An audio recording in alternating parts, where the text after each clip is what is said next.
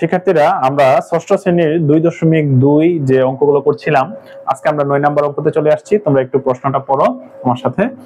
শোয়েবের স্কুলের মাসিক বেতন 200 টাকা। তার মা তাকে প্রতিদিন টিফিন বাবদ 20 টাকা দেন। তার টিফিন বাবদ খরচ মাসিক বেতনের শতকরা কত টাকা? দেখো, মানে প্রশ্নটা যদি আমি একটু শর্টকাটে তোমাদেরকে বোঝাই, টিফিন বাবদ খরচটা ছিল 20 টাকা আর মাসিক বেতনটা হলো 200 টাকা। তার মানে 20 টাকা 200 টাকার শতকরা কত? এটা হলো আমাদের প্রশ্ন। এখন আমরা যদি সমাধান শুরু করতে চাই, সমাধানটা এখান থেকে করি। দেখো, তাহলে 200 টাকায় মাসিক বেতন তো আমাদের 200 টাকা, এর মধ্যে 20 টাকা কত? তাহলে আমরা বিষয়টা এভাবে লিখবো, মাসিক বেতন 20 টাকায় টিফিন। মাসিক বেতন 200 হলে টিফিন 20 টাকা। আসলে এই লাইনটা বিভিন্ন ভাবে লেখা যায়, তো আমরা জাস্ট সহজ ভাবে একটা লাইন লিখলাম। মাসিক বেতন 1 টাকা হলে, এখানে টাকা দিতে হবে,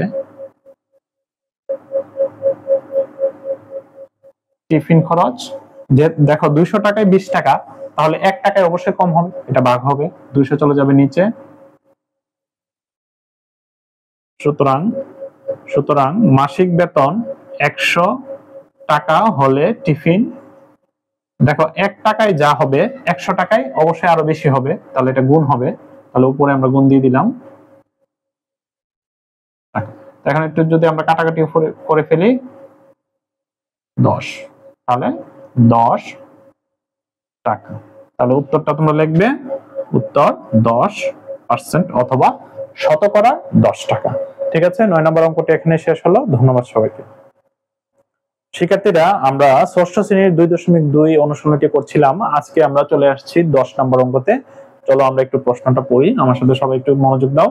একটি স্কুলে শিক্ষার্থীর সংখ্যা 800 জন।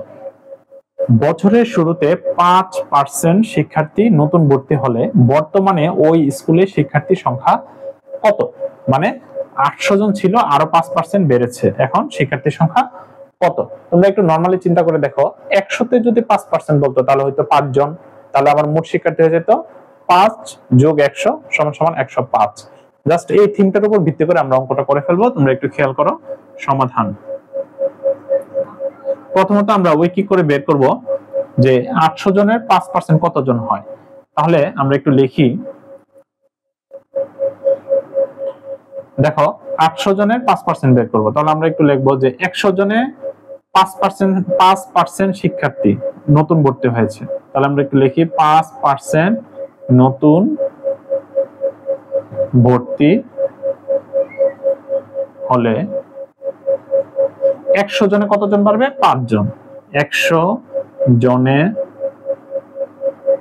বৃদ্ধি পাবে 5 জন শিক্ষার্থী। সুতরাং 1 জনে বৃদ্ধি পাবে, অবশ্যই 100তে যদি 5 জন বৃদ্ধি পায় তাহলে 1 জনে আরো কম পাবে, তাহলে 100 দিয়ে ভাগ হবে, 5 উপরে নিচে 100 জন শিক্ষার্থী। সুতরাং আমাদের এখানে 800 জনে তাহলে কত?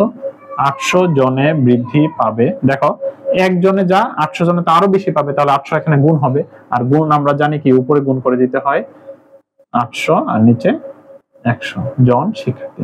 কাটাকাটি করলে এখানে 8 5 8 40 জন।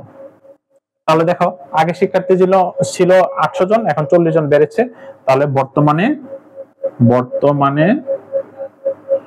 বর্তমান শিক্ষার্থী, সুতরাং বর্তমান শিক্ষার্থী আগে ছিল 800, এখন যোগ হয়েছে 40 জন সমান 840 জন। এটাই আমাদের অ্যান্সার। ঠিক আছে, আশা করি তোমরা অঙ্কটি বুঝতে পেরেছো। আমরা চলে যাব পরবর্তী অঙ্ক।